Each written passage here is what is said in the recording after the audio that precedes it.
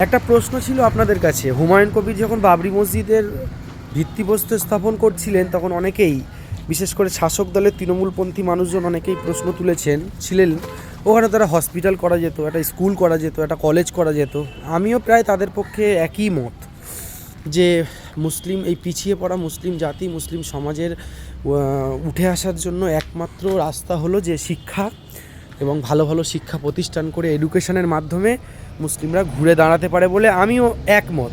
কিন্তু এখন এই মমতা বন্দ্যোপাধ্যায় যখন দুর্গাঙ্গন গতকাল তৈরির ঘোষণা দিলেন বা একেবারে ভিত্তিপ্রস্তর স্থাপন করলেন, দীঘায় বিশাল জগন্নাথ মন্দির করলেন, ওদিকে শিলিগুড়িতে মহাকাল মন্দির তৈরির ঘোষণা দিলেন, এখন তো তৃণমূলপন্থী ভাই বোনেরা, শাসক দলের ভাই বোনেরা যারা সমর্থক, আপনারা তো কথা বলছেন না যে দিদি আমি তৃণমূলের সমর্থক হতে পারি, কিন্তু আপনার এটা করা উচিত হয়নি।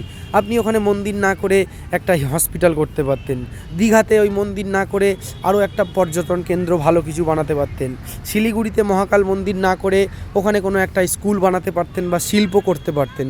আমাদের দেশের হাজার হাজার আমাদের রাজ্যে লক্ষ লক্ষ ছেলেমেয়ে, শিক্ষিত ছেলেমেয়ে, তারা বেকারত্বের যন্ত্রণায় ছটফট করছে রীতিমতো, ঠিক আছে? তো সেখানে দাঁড়িয়ে কিছু কর্মসংস্থান, শিল্পের প্রয়োজন ছিল।